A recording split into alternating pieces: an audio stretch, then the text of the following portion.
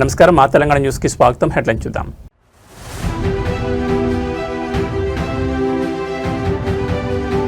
పసుపు దళం పునరుత్తేజం. మంగళగిరిలో ఘనంగా టీడీపీ నూతన కమిటీల ప్రమాణ స్వీకారం.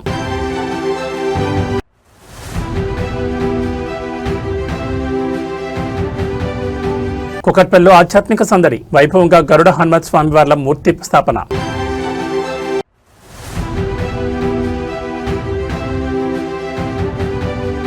తెలంగాణ భవన్లో చేరికల చోరు. బీఆర్ఎస్ పతాకం కప్పుకున్న ఇతర పార్టీల ముఖ్య అనుచరులు.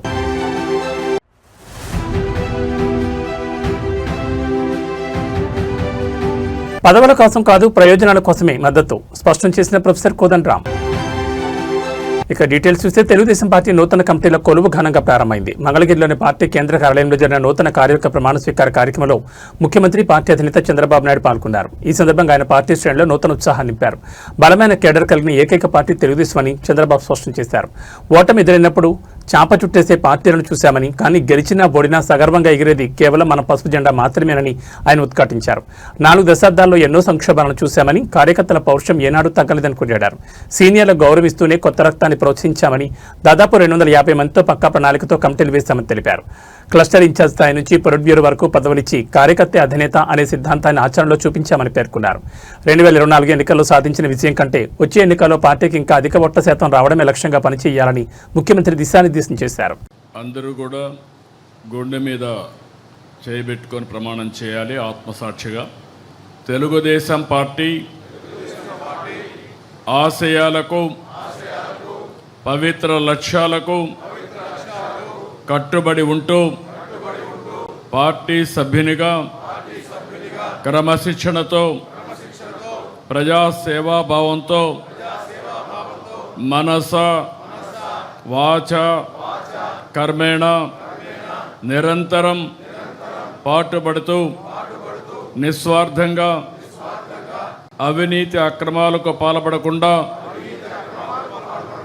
దీక్షా దక్షతలతో, అంకిత భావంతో తెలుగుదేశం ప్రతిష్టను, ప్రతిపత్తిని పరిరక్షించేందుకు ఎల్లప్పుడూ కృషి చేస్తూ పార్టీ మరియు ప్రజలు నాపై ఉంచిన విశ్వాసాన్ని వమ్ము చేయకుండా నిత్య చైతన్యంతో పార్టీకి ఉజ్వల భవిష్యత్తు కల్పించేందుకై నా వంతు కర్తవ్యాన్ని, విధులను బాధ్యతాయుతంగా నిర్వహించగలనని ప్రమాణం చేస్తున్నాను. కుకట్పల్లి నియోజకవర్గంలో ఆధ్యాత్మిక శోభ సంతరించుకుంది. స్థానిక రామాలయంలో అత్యంత వైభవంగా జరిగిన గరుడ హనుమత్ స్వామివార్ల మూర్తి స్థాపన మహోత్సవం భక్తుల కోలాహల మధ్య ఘనంగా నిర్వహించారు.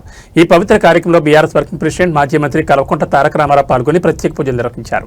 ప్రతిష్టాపన మహోత్సవంలో భాగంగా కేటీఆర్ స్వామివారి విగ్రహాలను స్వయంగా క్షీరాభిషేకం చేశారు. శాస్త్రోక్తంగా జరిగిన ఈ కార్యక్రమంలో పాల్గొని స్వామివారి కృపకు పాత్రులయ్యారు. కేటీఆర్తో పాటు ఈ కార్యక్రమంలో Kukatpally MLA Madhavan Krishnarao, Quthbullapur MLA KP Vivekanand మరియు ఎమ్మెల్సీ సెంబీపూర్ రాజు తదితర ముఖ్య నేతలు పాల్గొన్నారు. ఆలయ అర్చకులు కేటీఆర్కి వేదాశీర్వచనం అందించి తీర్థప్రసాదాలు అందజేశారు.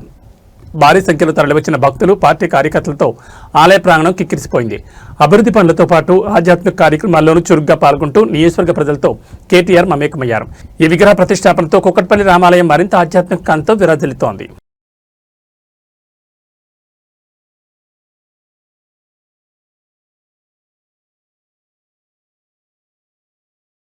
తెలంగాణ రాజకీయాల్లో చేరికల పర్వం ఊపందుకుంది. ప్రధానంగా ఉమ్మడి మహబూబ్నగర్ జిల్లా కల్వకుర్తి నియోజకవర్గంలో కాంగ్రెస్ మరియు బీజేపీ పార్టీలకు గట్టి ఎదురుదెబ్బ తగిలింది. ఆయా పార్టీలకు చెందిన పలువురు కీలక నాయకులు మరియు కార్యకర్తలు ఈరోజు తెలంగాణ భవన్ వేదికగా బీఆర్ఎస్ పార్టీలు చేరారు. కల్వకుర్తి నియోజకవర్గం నుంచి తరలివచ్చిన కాంగ్రెస్, బీజేపీ నాయకులకు బీఆర్ఎస్ ముఖ్య నేతలు గులాబీ కండువాలు కప్పి పార్టీలకు సాదరంగా ఆహ్వానించారు. క్షేత్రస్థాయిలో పట్టున్న నాయకులు పార్టీలు చేరడంతో కల్వకుర్తి నియోజకవర్గంలో బీఆర్ఎస్ శ్రేణిలో కొత్త ఉత్సాహం నెలకొంది. పార్టీ సిద్ధాంతాలకు ఆకర్షితులై కేసీఆర్ నాయకత్వంపై నమ్మకంతోనే తాము చేరుతున్నట్లు వలస వచ్చిన నేతలు స్పష్టం చేశారు. ఈ చేరికల సందర్భంగా కల్వకుర్తి నుంచి భారీ సంఖ్యలో కార్యకర్తలు తెలంగాణ భవన్ చేరుకున్నారు. జై తెలంగాణ, జై కేసీఆర్ నినాదాలతో పార్టీ కార్యాలయం మారుమోగిపోయింది. ఎన్నికలు ఏమైనా ప్రజల పక్షాన్ని నిలబడేది కేవలం బీఆర్ఎస్ మాత్రమేనని, అందుకే ఇతర పార్టీల నుంచి భారీగా వలసలు కొనసాగుతున్నాయని పార్టీ నేతలు ధీమా వ్యక్తం చేస్తున్నారు. ఈ చేరికలు రాబోయే రోజుల్లో కల్వకుర్తి రాజకీయాలపై ఎలాంటి ప్రభావం చూపుతాయో చూడాలి. గారి ఊరు నుంచే ఈ రోజు మాడుగుల మండలం నుంచే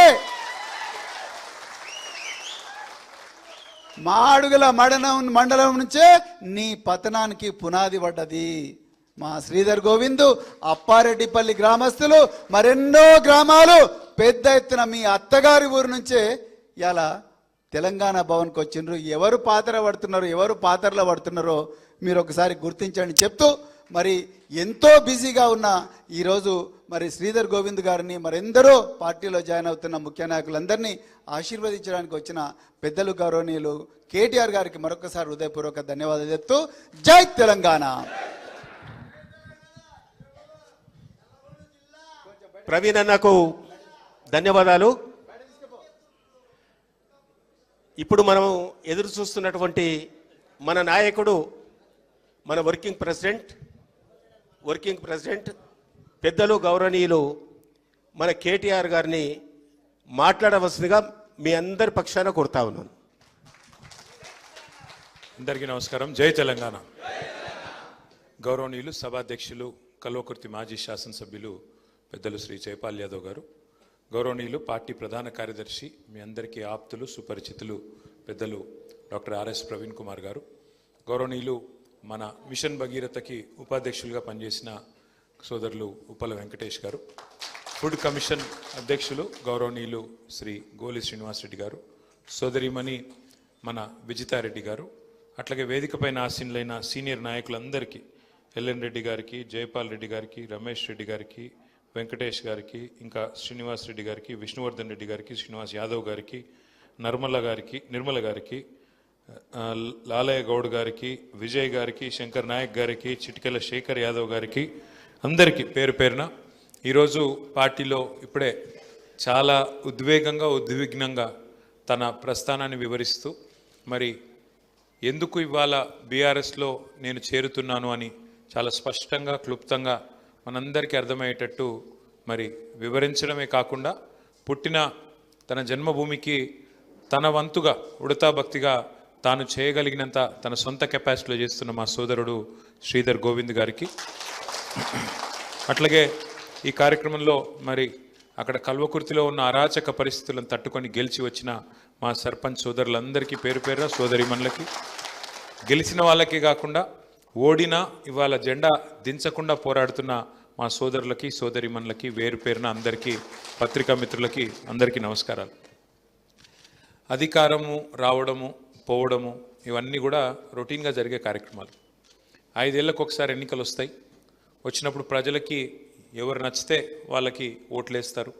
ఓట్లేసిన తర్వాత ఎవరికి మెజారిటీ స్థానాలు వస్తే వారు ప్రభుత్వాన్ని నిర్వహించే బాధ్యత వారు తీసుకుంటారు. ఇది ప్రజాస్వామ్యంలో 5 ఏళ్ళకు ఒకసారి జరిగే తంతు.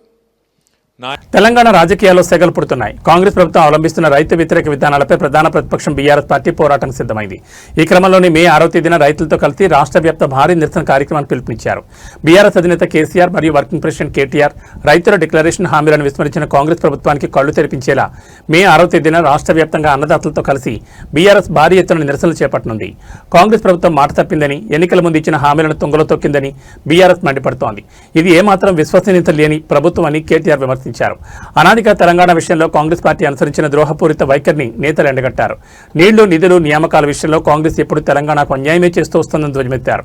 కేసీఆర్ పాలన వర్సెస్ కాంగ్రెస్. కేసీఆర్ గారి నేతృత్వంలో తెలంగాణ రాష్ట్రాన్ని సాధించుకున్న తర్వాత రైతు బంధు, ఉచిత విద్యుత్ వంటి పథకాలతో రైతాంగం స్వర్ణయుగం చూసిందని, కానీ ఇప్పుడు కాంగ్రెస్ హయాంలో మళ్లీ కరెంటు కష్టాలు, ఎరువుల కొరత మొదలయ్యాయని బీఆర్ఎస్ ఆవేదన వ్యక్తం చేస్తోంది. కాంగ్రెస్ పార్టీ, కాంగ్రెస్ ప్రభుత్వం విశ్వసనీయత లేనటువంటి ప్రభుత్వం, పార్టీ. అనాదిగా తెలంగాణ విషయంలో ద్రోహాన్ని, దుర్మార్గపు వైఖరిని కొనసాగించింది. కేసీఆర్ గారి నేతృత్వంలో తెలంగాణ రాష్ట్ర సాధనోద్యమం జరిగి తెలంగాణ రాష్ట్రాన్ని సాధించుకున్న తర్వాత అప్పటి వరకు వ్యవసాయం అంటే దండగా అనేటువంటి పరిస్థితి నుండి తెలంగాణలో వ్యవసాయాన్ని పండగగా తీర్చిదిద్దినటువంటి గొప్ప నాయకుడి చేతి నుండి అధికారాన్ని కైవసం చేసుకోవడం కోసం ఎంత నీచానికైనా ఒడిగట్టడం కాంగ్రెస్ పార్టీ నైజానికి నిదర్శనం అనడానికి నిదర్శనం రైతు డిక్లరేషన్. వరంగల్లో జరిగినటువంటి రైతు డిక్లరేషన్కు కాంగ్రెస్ పార్టీని అధికారంలోకి తీసుకురావడానికి స్వయంగా కాంగ్రెస్ పార్టీ అగ్రనాయకుడైనటువంటి రాహుల్ గాంధీ గారు వచ్చి ఇచ్చినటువంటి హామీని నమ్మి ఓట్లేసినటువంటి తెలంగాణ రైతాంగానికి ఈ 2.5 సంవత్సరాల కాలంలో మళ్లీ వ్యవసాయం అంటే దండగానేటువంటి దుస్థితిని పునరావృతం చేస్తున్నటువంటి దుర్మార్గపు పాలన కొనసాగుతున్నది. కాబట్టి అన్ని పంటలకు కూడా బోనస్ ఇస్తామనేటువంటి హామీ ఇచ్చి ఇవాళ ఏ పంటను కూడా కొనలేనటువంటి దయనీయమైనటువంటి స్థితి. ప్రత్యేకించి మక్కలు పండించినటువంటి రైతుల పరిస్థితి చాలా దయనీయంగా తయారైంది. ఈరోజు పత్తి పంటను పండించి నష్టపోతే ఆ నష్టం నుండి బయటపడడానికి మక్కను ఆశ్రయిస్తే కుప్ప తెప్పలుగా పండినటువంటి మక్కను కొనేటువంటి స్థితిలో ఈ ప్రభుత్వం లేకపోవడం వల్ల 250 రూపాయలు 240 రూపాయలకు అమ్ముకోవాల్సినటువంటి మక్కల్ని 170 180 రూపాయలకు అమ్ముకునేటువంటి దుస్థితికి కారణం కాంగ్రెస్ ప్రభుత్వం, రేవంత్ రెడ్డి పాలన నిర్వాహకం. కాబట్టి రైతుల కోసం, తెలంగాణ ప్రయోజనాల కోసం ఆవిర్భవించినటువంటి పార్టీగా బీఆర్ఎస్ పార్టీ నాయకులమైనటువంటి మేమందరం కూడా కాంగ్రెస్ పార్టీ చేసినటువంటి దాష్టీకాలన్నిటికీ లో కూడా అగ్రభాగాన నిలిచేది రైతు డిక్లరేషన్. కాబట్టి మే 22వ తారీఖు నాడు తెలంగాణలో ఉండేటువంటి ప్రత్యేకించి వరంగల్ ప్రాంత రైతాంగం అంతా తరలివచ్చి మే 6వ తారీఖు నాడు ఖచ్చితంగా ఈ దుర్మార్గపు పాలనను నిరసించాలి. ఏ హామీలైతే వాళ్ళు ఇవ్వడం జరిగిందో అవి అమలు చేయాలనేటువంటి డిమాండ్తో కార్యక్రమం ఉంటుందనేటువంటి హెచ్చరిక చేస్తూ మే 6వ తారీఖులోపు ప్రభుత్వం ఇచ్చినటువంటి హామీకి అనుగుణంగా అన్ని పంటల్ని కూడా కొనుగోలు చేసి రైతాంగాన్ని ఆదుకోవాలి. లేని పక్షంలో జరగబోయేటువంటి విపరీత పరిణామాలకు ఇదటి మొదటి అడుగు అనేటువంటి హెచ్చరిక చేస్తూ సెలవు తీసుకుంటారు. రాజకీయాల్లో నిత్యం బిజీగా ఉండే బీఆర్ఎస్ వర్కింగ్ ప్రెసిడెంట్ కేటీఆర్ తాజాగా యువతకు ఒక హృదయమైన సందేశాన్ని ఇచ్చారు. నేటి బురుకుల పరుల జీవితంలో మనం ఎన్నో కోల్పోతున్నామని, ముఖ్యంగా తల్లిదండ్రులకు ఇవ్వాల్సిన సమయం ఇవ్వలేకపోతున్నామని ఆయన ఆవేదన వ్యక్తం చేశారు. యువతను ఉద్దేశించి ఆయన చేసిన ఈ వ్యాఖ్యలు ఇప్పుడు సోషల్ మీడియాలో అందరినీ ఆలోచింపజేస్తున్నాయి. జీవితంలో మనం ఎంత ఎదిగినా, ఎంత సంపాదించినా మన అమ్మానాన్నలతో గడిపే సమయమే అత్యంత విలువైంది. వీలైనంత ఎక్కువ సమయం వారితో గడపండి కేటీఆర్ సూచించారు. మనం మన తల్లిదండ్రులను దగ్గరకు తీసుకుని ఆప్యాయంగా హత్తుకుంటే వారి కళ్ళలో కనిపించే అతృప్తి, ఆనందం మరెక్కడ దొరకదని ఆయన ఎమోషనల్ అయ్యారు. సమయం చాలా వేగంగా గడిచిపోతోంది. రేపు అనేది మన చేతుల్లో లేదు. ఒకసారి వెనక్కి తిరిగి చూసుకుంటే మనకంటూ కొన్ని మధుర జ్ఞాపకాలు మిగలాలి అంటూ వారితో గడపడం ఒక్కటే మార్గం అని యువతకు దిశానిర్దేశం చేశారు. మనం సంపాదించే ఆస్తుల కంటే తల్లిదండ్రులతో మనం పంచుకున్న ప్రేమపూర్వక క్షణాలే జీవితాంతం మనల్ని నడిపిస్తాయని ఆయన పేర్కొన్నారు. రాజకీయ నేతగా కాకుండా ఒక బాధ్యత గల కుమారుడిగా కేటీఆర్ ఇచ్చిన ఈ సందేశం ప్రతి ఒక్కరి గుండెను హత్తుకుంటోంది. మరి మీరు ఈరోజు మీ అమ్మానాన్నలతో మాట్లాడారా? వారితో కాసేపు సమయం గడిపారా? ఒకసారి ఆలోచించండి. I don't know your dad, but trust me, just go give him a hug and kiss him. He'll love it. Honestly, I'm not even kidding. After going home, you need to. No, I'm a dad today. I have a 20-year-old son and a 17-year-old daughter. I can tell you, today, when I look back, girls and boys, I'll tell you one thing, please remember this. Life goes by in a jiffy. In the blink of an eye, time అయిపోతుంది, మనకు అర్థం కూడా కాదు. ఇప్పుడు when you're sitting here, see, every single moment that we spend on this planet, time and space make it very unique. That those two coordinates make every single occasion, every single situation unique. But కళ్ళు మూసి తెరిచే లోపల అంటారు చూడు, నిజంగా కూడా మీకు ఇప్పుడు నా కాలేజ్ డేస్ అని గుర్తు చేసుకుంటే 90% గుర్తురాదు. 10% ఏదో కొన్ని things I remember. School days అనుకుంటే maybe 5% I remember. So last year ఏం జరిగింది, అంతకుముందు ఏం జరిగిందంటే ఇప్పుడు you think back, it just goes like that. So my only suggestion to you is live in the moment and if you like hugging your dad or mom, please do it. Don't even hesitate, don't even think నూకేస్తారు మీ డాడే కదా, ఏమవుతుంది? So పెద్ద ఫరక్ కూడా పడదు. కానీ he'll love it, I'm telling you, he'll love that expression of love and affection. Every dad, even my dad, I never hugged him till I was like 40 maybe. First time I think I hugged him was after that 2015 GHMC election. Dagar voi kaal mokkina, he did that, I did that, and then I was like, okay, this is good. This was more recent, my birthday. So aitadi in India especially, male children and dads have this problem, whereas girls on the other hand, they are affectionate. పోయి మీద పడతారు, తంతారు, గుద్దుతారు. So వాళ్ళకి నడుస్తుంది డాడ్స్తోని. But I think you're a boy and you should do it also, and I think your dad will love it. Absolutely, this is something that I will. Please share in socials what happens. If it is a positive thing, ఏదైనా చేయి. okay, I'll do this. Yeah. Yep. Petrol బంకుల వద్ద రద్దీ తగ్గింది. 4,345 బంకుల్లో 47 మినహా అన్నింటా petrol, diesel నిల్వలున్నాయి. కంపెనీల నుంచి బంకులకు 3,714 కిలోలీటర్ల పెట్రోల్, 7,107 కిలోలీటర్ల డీజిల్ పంపారు.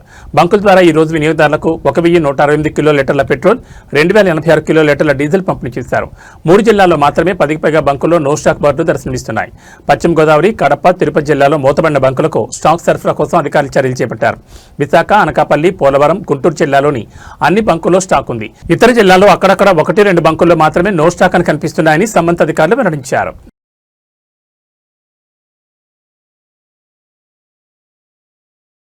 కాకినాడ జిల్లా ప్రజలకు ఇంధన సరఫరాపై ఉన్న ఆందోళనను పటాపంచలు చేశారు కాకినాడ ఎంపీ తంగెళ్ల ఉదయ్ శ్రీనివాస్. పశ్చిమాసియాలో నెలకొన్న ఉద్రిక్తతల వల్ల అంతర్జాతీయంగా ఇంధన సరఫరాపై తాత్కాలిక ఒత్తిడి ఏర్పడిందని, అయితే ఇప్పుడు పరిస్థితి పూర్తిగా అదుపులోకి వచ్చిందని ఆయన స్పష్టం చేశారు. కేవలం మాటలతోనే కాకుండా స్వయంగా క్షేత్రస్థాయిలోకి వెళ్లి ప్రజల్లో భరోసా కల్పించారు. కాకినాడలోని సూర్యచంద్ర ఫిల్లింగ్ స్టేషన్ చేరుకున్న ఆయన అక్కడ స్వయంగా ఆయిల్ ట్యాంకర్ను అన్లోడ్ చేయడమే కాకుండా వాహనదారులకు స్వహస్తాలతో పెట్రోల్ నింపి అందరినీ ఆశ్చర్యపరిచారు. పెట్రోల్, డీజిల్ సరఫరాలో ఎటువంటి కొరత లేదని, వినియోగదారులు ఆందోళన చెందాల్సిన అవసరం లేదని ఈ సందర్భంగా ఆయన పిలుపునిచ్చారు.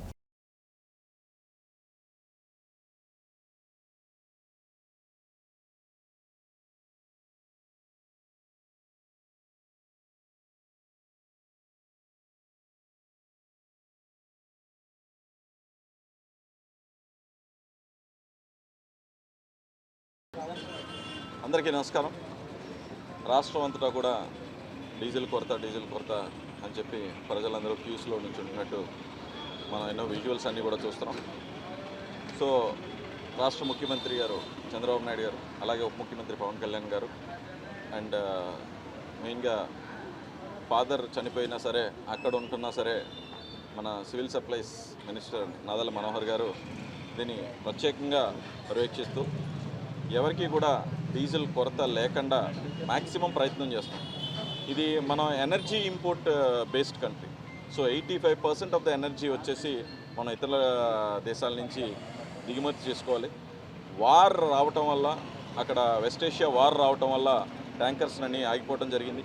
అప్పటికీ కూడా మోడీ గారి, చంద్రబాబు నాయుడు గారి, అలాగే పవన్ కళ్యాణ్ గారి నేతృత్వంలో ఏర్పడిన ఎన్డీఏ ప్రభుత్వం అన్ని దేశాల కన్నా ఎక్కువగా ప్రయత్నం చేసి మనకి వీలైనంత ఇబ్బందిని తగ్గించే విధంగా ట్యాంకర్స్ నది కూడా తీసుకురావడం జరుగుతుంది.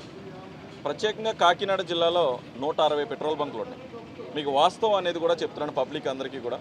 ఈ 160 పెట్రోల్ బంకులో ఎవ్రీడే కన్జంప్షన్ మన కాకినాడలో రెగ్యులర్గా కొరత లేనప్పుడు కూడా ప్రతిరోజు సుమారు 3,80,000 లీటర్లు జిల్లా వ్యాప్తంగా, అంటే కాజులూరు మండలంతో కూడా కలుపుకుని 3,80,000 లీటర్లు డీజిల్ని మనం వినియోగించుకుంటాం. అలాగే 2,50,000 లీటర్ల పెట్రోల్ కూడా వినియోగించుకుంటాం. దీనికి యాక్చువల్గా పీపుల్ని భయభ్రాంతులకు గురి చేసి సోషల్ మీడియాలో డీజిల్ అయిపోతుంది లేదు అనటం వల్ల 3,80,000 కాస్త 6.5 లక్షల లీటర్లు ప్రతిరోజు మనం అంటే పానిక్ సిచ్యువేషన్లో 6.5 లక్షలు కొట్టించేసుకుంటున్నారు. అంటే డీజిల్ కొరత కన్నా కూడా ఎక్కువ. ఇప్పుడు 2,000 కొట్టించుకునేటోళ్ళు కావాలని అవసరం లేకపోయినా 4,000, 6,000 సడన్గా వచ్చేసి ఒక బ్యాంకులో కూడా వెళ్ళి మీరు మొత్తం నా డబ్బులన్నీ ఇచ్చేయండి అంటే బ్యాంక్ అయినా ఇబ్బంది ఉంటుంది. అది చదువుకుంటానికి టైం పడుతుంది తప్ప ఏ బిజినెస్లోనైనా సరే. అలాగే ఎవరో ఏ భయభ్రాంతులు గురవక్కర్లేదు. వెస్ట్ ఏషియాలో వారం జరుగుతున్న వాస్తవం కరెక్టే, కొంచెం అటు ఇటు ఉండొచ్చు. బట్ మనకున్న 160 పెట్రోల్ బంకుల్లో కూడా 3,80,000 నుంచి 6,50,000కి వెళ్ళింది. సో దీంట్లో డ్రై అయిన పెట్రోల్ బంకులు కాకినాడ జిల్లా వరకు 11, అందులో 1 కాజులూరు మండలం, మొత్తం 10 బంకులే డ్రై అయింది. వాటికి కూడా ఈరోజు ఈవినింగ్ డ్రై అనేది ఏ పెట్రోల్ బంక్లో కూడా డీజిల్ పెట్రోల్ లేకుండా మొత్తం 160కి 160 పెట్రోల్ బంకుల్లో ఇంక్లూడింగ్ నయారా, బీపీసీఎల్, హెచ్పీసీఎల్, ఐఓసీఎల్లో కూడా అన్ని బంక్స్లో కూడా డీజిల్ అండ్ పెట్రోల్ అవైలబిలిటీ ఉంది. దీంట్లో ఇప్పుడు కోత వచ్చే సీజన్ కాబట్టి రైతులందరికీ కూడా ప్రతి ఒక్క మెషిన్కి కూడా మ్యాపింగ్ చేయడం జరిగింది, టోకన్స్ ఇవ్వడం జరుగుతుంది. ఫస్ట్ ప్రయారిటీలో రైతులు ఎవరో ఇబ్బంది పడకూడదని చెప్పి ప్రతి మిషన్కి కూడా రోజుకి 12 గంటలు పనిచేసే విధంగా 70 లీటర్లు దానికి ఏర్పాటు చేసే విధంగా సివిల్ సప్లైస్ మినిస్టర్ గారు, మేము అందరం, ముఖ్యమంత్రి గారు, ఉప ముఖ్యమంత్రి గారు ఆదేశాల మేరకు ఇక్కడ పనిచేస్తున్నాం. అలాగే ప్రతి ఒక్క రైతుకి, ప్రతి ఒక్క మిషన్కి కూడా 12 గంటలకు పనిచేసే విధంగా 70 లీటర్లు ఇవ్వడం జరుగుతుంది. ఎక్కడ ఇబ్బంది వచ్చినా, ఎవరికి ఇవ్వలేకపోయినా సరే మీరు కంపల్సరీ డిఎస్ఓ గారిని కానీ, ఎంపీ కార్యాలయం కానీ, అక్కడ ఉన్న సివిల్ సప్లైస్ అధికారులను కానీ మీరు సంప్రదించవచ్చు. ఎవరికి ఏ ఆటంకం లేకుండా ఈ స్మూత్ సప్లై ఆఫ్ ఎనర్జీని ఇవ్వటం కోసం మేము అందరం కృషి చేస్తున్నాం. అలాగే డిప్యూటీ తహసీల్దార్స్ని వైజాగ్ కూడా పంపడం జరిగింది. వైజాగ్ పంపించి ప్రత్యేకంగా అక్కడ ఉండి టెర్మినల్స్ నుంచి, రాజమండ్రి నుంచి, వైజాగ్ నుంచి టెర్మినల్స్ నుంచి వచ్చే దగ్గర కూడా ఇబ్బంది లేకుండా కాకినాడ జిల్లా వరకు నెంబర్ 1 పొజిషన్లో ఏ ఇబ్బంది లేకుండా సర్వీస్ చేయడం జరుగుతుంది. ఎవరు ప్యానిక్ గురవద్దు. నిజంగా తగ్గినప్పుడు ప్రభుత్వమే నోటిఫై చేస్తుంది. నోటిఫై చేసినప్పుడు ఎంత కొట్టించుకోవాలి, ఏం కొట్టించుకోవాలని అప్పుడు ఎదురు చూద్దాం తప్ప ఇప్పుడు ప్యానిక్ అయ్యి మొత్తం కార్లు, బళ్ళు అన్నీ కూడా అక్కర్ లేకుండా నింపేసుకుని డ్రైఅవుట్ చేయొద్దని చెప్పి ప్రజలు కూడా రిక్వెస్ట్ చేసుకుంటూ ఈరోజు ఇప్పుడు కూడా డాక్టర్ గారి బంక్లో ఎప్పటి నుంచో సర్వీస్ చేస్తున్న నెంబర్ 1 బంక్ ఇది. ఇప్పుడు కూడా ట్యాంకర్ అన్లోడ్ చేయడం జరుగుతుంది. సో పబ్లిక్ అందరూ కూడా క్యూస్ అన్నీ కూడా తగ్గిపోయినాయి. సో స్మూత్ సప్లై ఉంటుంది. డెఫినెట్లీ ఏదైనా ఉద్దేశం ఉంటే కనుక గవర్నమెంట్ నోటిఫై చేస్తే అప్పటి వరకు ఎవరో భయపడద్దని చెప్పి అందరినీ I'm requesting all of you. Thank you. Telangana నూతన డీజీపీగా సివి ఆనంద్ను ఎంపిక చేస్తూ ప్రభుత్వం మంగళవారం ఉత్తర్వులు జారీ చేసింది. ప్రస్తుతం డీజీపీ శివధారెడ్డి గురువారం పదవి విరమణ చేస్తున్న నేపథ్యంలో ఆయన స్థానంలో ఆనంద్ మే 1న బాధ్యతలు చేపట్టనున్నారు. ప్రస్తుతం ఆయన హోంశాఖ ప్రత్యేక ప్రధాన కార్యదర్శిగా పనిచేస్తున్నారు. సుప్రీంకోర్టు మార్గదర్శకాల మేరకు యూపీఎస్సీ ద్వారా ఎంపికైన ఆనంద్ 2 ఏళ్ల పాటు ఆ పోస్టులో కొనసాగనున్నారు. 22 ఏళ్ల వయసులో మొదటి ప్రయత్నంలోని ఐపీఎస్కి ఎంపికైన ఆనంద్ 34 ఏళ్ల పాటు ఉమ్మడి రాష్ట్రం తెలంగాణలో అనేక విభాగాల్లో సుదీర్ఘ సేవలందించారు. సిఐడిలో పనిచేస్తున్న సమయంలో కృషి బ్యాంక్ కేసులో ప్రధాన నిందితులు బ్యాంకాక్లో నక్కిన కొసరాజు వెంకటేశ్వరరావును భారత్కు రప్పించడంలో ప్రత్యేక చొరవ తీసుకుని సిఐడి సాధించిన కీలక విజయాల్లో ఒకటిగా నిలిచారు. స్వతహాగా క్రికెట్ క్రీడాకారుడైన ఆనంద్ చదువుకునే రోజుల్లోనే అండర్-22కు ఎంపికయ్యారు. సికింద్రాబాద్ క్లబ్ తరఫున ఆడుతూ 5 సెంచరీలు సాధించారు. 2019లో అఖిల భారత టెన్నిస్ టోర్నీలో ప్రథమ స్థానం సాధించారు. పలు గోల్ఫ్ టోర్నమెంట్లోనూ పాల్గొన్నారు. 2002లో రాష్ట్రపతి శౌర్య పథకం, 2007లో భారత పోలీస్ పథకం, 2017లో రాష్ట్రపతి పథకంతో పాటు ఎన్నో అవార్డులు అందుకున్నారు. పూర్తిస్థాయి డీజీపీ ఎంపికకు సంబంధించి కొంతకాలంగా వివాదం నడుస్తున్న సంగతి తెలిసిందే. ఉత్తరప్రదేశ్ మాజీ డీజీపీ ప్రకాష్ సింగ్ కేసులో డీజీపీ ఎంపికై తాము జారీ చేసిన మార్గదర్శకాలను చాలా రాష్ట్రాలు పట్టించుకోవడం లేదని సుప్రీంకోర్టు తెలంగాణతో పాటు కొన్ని రాష్ట్రాలపై ఆగ్రహం వ్యక్తం చేసింది. దీంతో రాష్ట్ర ప్రభుత్వం సుప్రీం మార్గదర్శకాలకు అనుగుణంగానే అర్హులైన అధికారులతో కొన్ని జాబితాను పలుమార్లు యూపీఎస్సీకి పంపింది. కానీ అందులో తప్పులు దొర్లాయని యూపీఎస్పీ తిప్పి పంపింది. వీటన్నిటిని సరిదిద్ది చివరిగా గత ఫిబ్రవరిలో పంపిన జాబితా నుంచి సివి ఆనంద్, వినయ్ ప్రభాకర్ ఆప్టే, సౌమ్య మిశ్రాల పేర్లను ఎంపిక చేసిన యూపీఎస్పీ ఈ వివరాలను తిరిగి రాష్ట్ర ప్రభుత్వానికి పంపింది. ఈ ముగ్గురు నుంచి సర్కార్ ఇప్పుడు సివి ఆనంద్ను డీజీపీగా ఎంపిక చేసింది.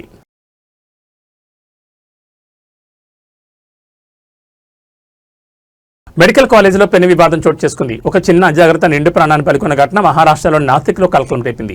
లిఫ్ట్ దగ్గర వేచి చూస్తున్న సమయంలో జరిగిన ఈ ఘోర ప్రమాదానికి సంబంధించిన వివరాలు చూస్తే నాసిక్లోని ఒక ప్రైవేట్ మెడికల్ కాలేజీలో జ్యోతి అనే 50 ఏళ్ల మహిళ లిఫ్ట్ కోసం వేచి చూస్తోంది. లిఫ్ట్ ఎక్కడ ఉందో అని ఆ ఆతృతతో ఆమె లిఫ్ట్ డోర్ వద్దకు వెళ్లి లోపలికి కిందకి తెంగు చూస్తుంది. దురదృష్టవశాత్తు సరిగ్గా అదే సమయంలో లిఫ్ట్ పైనుంచి కిందకు రావడంతో ఆమె తల అందులో చిక్కుకుపోయింది. తీవ్రంగా గాయపడిన జ్యోతిని వెంటనే ఆసుపత్రికి తరలించినప్పటికీ చికిత్స పొందుతూ మృతి చెందింది. ఈ హృదయ విదారక దృశ్యాలన్నీ అక్కడ ఉన్న సీసీటీవీ కెమెరాలో రికార్డ్ అయ్యాయి. లిఫ్ట్ వద్ద ఏమాత్రం అజాగ్రత్తగా ఉన్నా ఎంతటి ప్రమాదమో ఈ ఘటన మరోసారి నిరూపించింది. అధికారులు ఈ ఘటనపై కేసు నమోదు చేసుకుని దర్యాప్తు చేస్తున్నారు.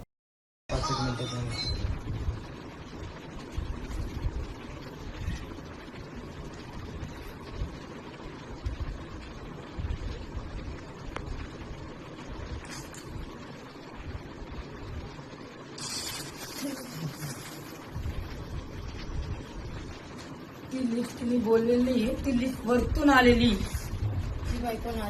पेशंट आलं तिथे पेशंट नाही ती परवानशीला गाठ करून टाकला काय तू इव्हन ती केली ना परवानशी नाही दिसत नाही ना कोणी अजून आज पैसे द्यायला दिले ना काय तो तिथं जीव गेलेला आहे तो जागच गेले तिथं जीव गेलेला काही एवढा वेळ थोडी लागलं हे सुद्धा नाही. वरतून लिफ्ट बोलायला शिवाय येत नसती. वरतून लिफ्ट आली कसं आणि ती हे पण नाही उडायली ना, वरती पण नाही होते ना. ती वरती पण होत नाही ना. ती ही वरतून लिफ्ट बोलवलेली, वरतून खाली बोलवलेली. तिचा हात पाय तिचं काही तिला माहितीच नाही ती लिफ्ट तिथे खाली बटन दाबलेली आहे कोणते वरची.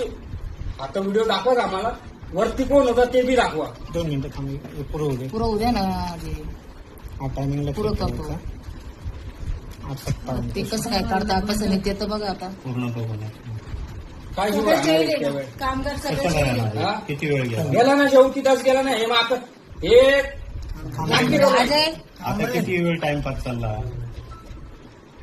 आहे का. एकतरी कर्मचारी सगळं काम करू राहिले आहे का. डील तर आहे का तिथं, कोणी आहे का तिथं, प्रशासन आहे त्यांचं. एवढं जिल्ह्यात का त्यांचेच कामगार काम करू राहिले फक्त.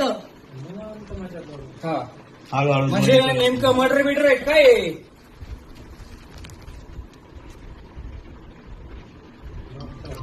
ती अटकेलच आहे ती. गेला नाही जीव तिथंच गेला नाही. यांचा ड्रामा चालू आहे का? हा सगळा ड्रामा चालू आहे. या भाडकावणी मुद्दाम केलं. काही नाही. काहीच नाही. एवढी मोठी वजन कोणाला आवाज दिला की नाही? ती कोणाला आवाज देते का कोणाला पाहिजे होतं. खालची सीएडीचं ते हे घ्या. 2 मिनिट थांबा रे. निघाल्यानंतर आहे ना त्याच टाइम त्यांनी काहीच केलेलं नाही. नाही शक्यच नाही. शक्य नाही. एवढा वेळ तुम्ही व्हेंटिलेटर का ठेवलं?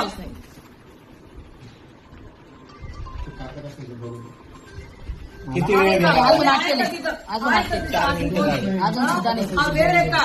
किती वेळ गेला? 4 मिनिटं गेले. पूर्ण 9 मिनिटाची फुटेज. 9 मिनिटात कोणता माणूस कोणत्या माणसाचा जीव राहणार आहे? एवढंच वजन केवढं येते? साधं वजन आहे का? कोणीच नाही. डॉक्टर येईलच नाही. आलाच नाही कोणता डॉक्टर. तो फक्त त्याच्या याच्याने मजा करतोय तिथं. आता एवढा वेळ झाला तर डॉक्टरांना काही कन्फर्म केलंच नसतं त्यांनी. हा एक कोणता आला फक्त. काय करताय? फक्त बघताय.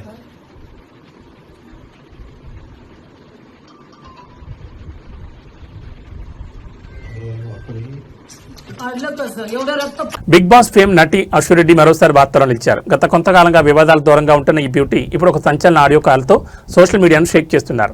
ఒక వ్యక్తితో అశ్వరెడ్డి జరిపిన సంభాషణ ఇప్పుడు నెట్టింట వైరల్గా మారింది. ఆ ఆడియోలో ఉన్న ముఖ్యాంశాలు గమనిస్తే కేవలం డబ్బుల విషయంలోనే ఈ వివాదం నడుస్తున్నట్లు అర్థమవుతోంది.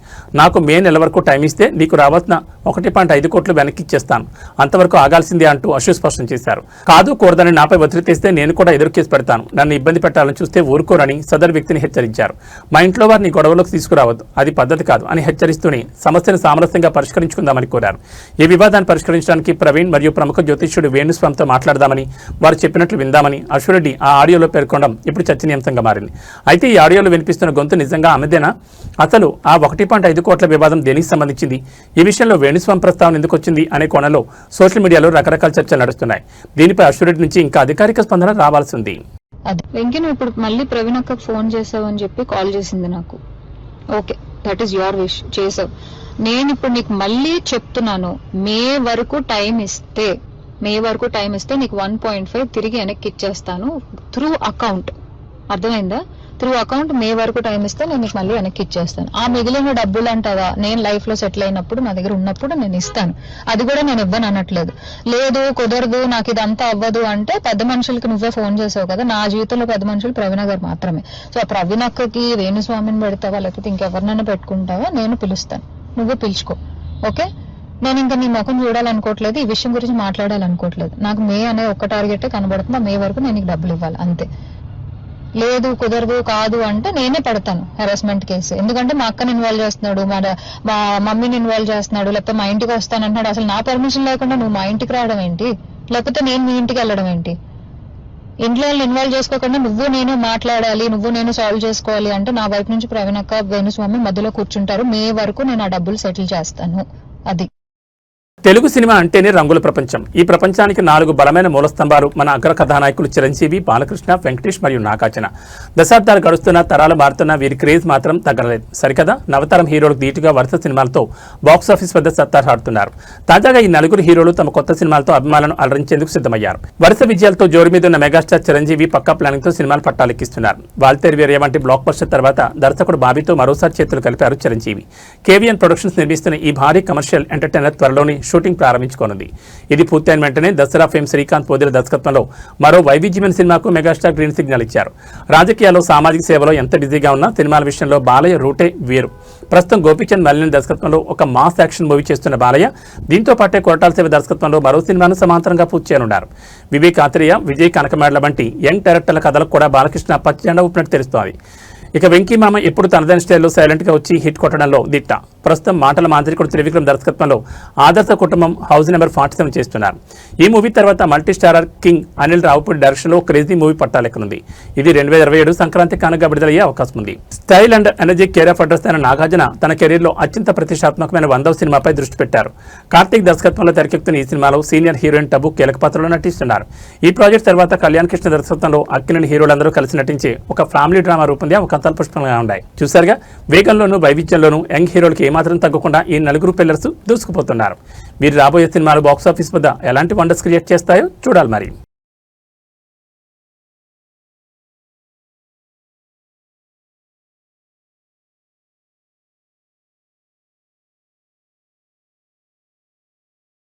తెలంగాణ జనసమితి ఆవిర్భావ దినోత్సవ వేడుకలు ఘనంగా జరిగాయి. ఈ సందర్భంగా పార్టీ అధ్యక్షుడు ప్రొఫెసర్ కోదండరామ్ కాంగ్రెస్ తో తమ బంధం మరియు పార్టీ భవిష్యత్ కార్యాచరణపై కీలక వ్యాఖ్యలు చేశారు.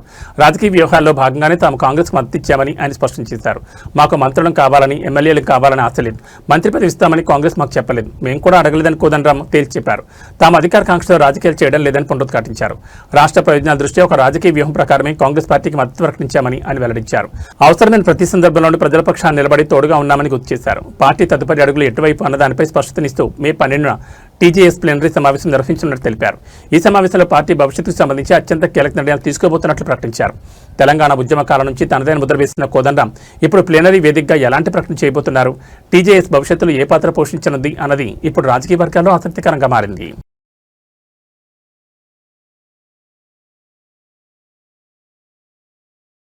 ఉత్తరప్రదేశ్లోని ఆగ్రాలో ఒక భారీ ప్రమాదం త్రుటిలో తప్పింది. అచ్చేరా మార్కెట్లోని ఒక టైలర్ షాప్లో అకస్మాత్తుగా అగ్ని ప్రమాదం సంభవించింది.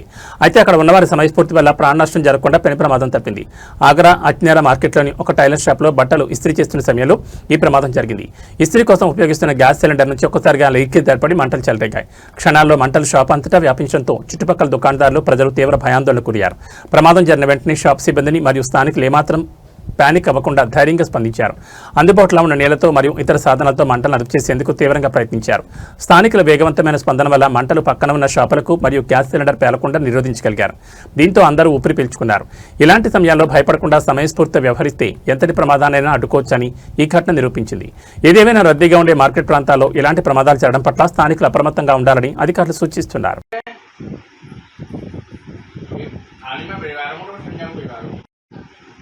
आयुष ब्लड डेयरी है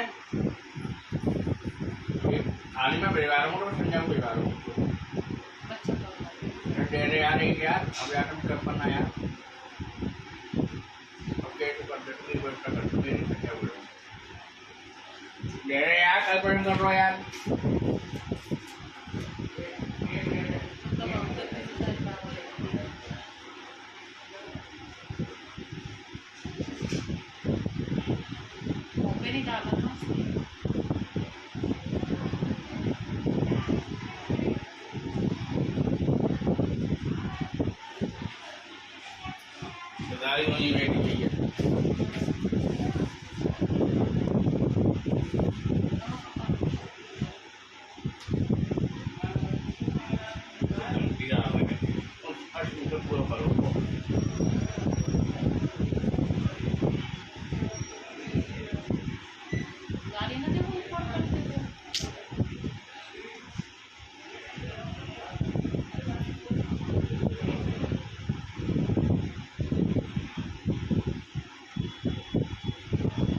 सलाह दे रहे बग्गे सलाह दे रहे थे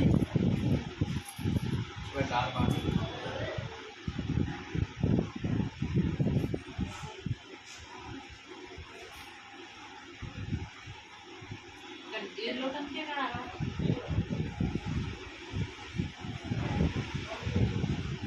जाना बगल में पटोगा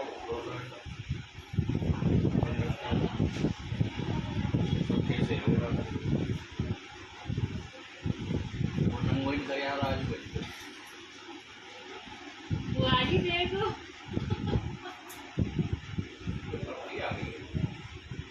ఏబీ బులెటిన్ విశేషాలు. నమస్కారం.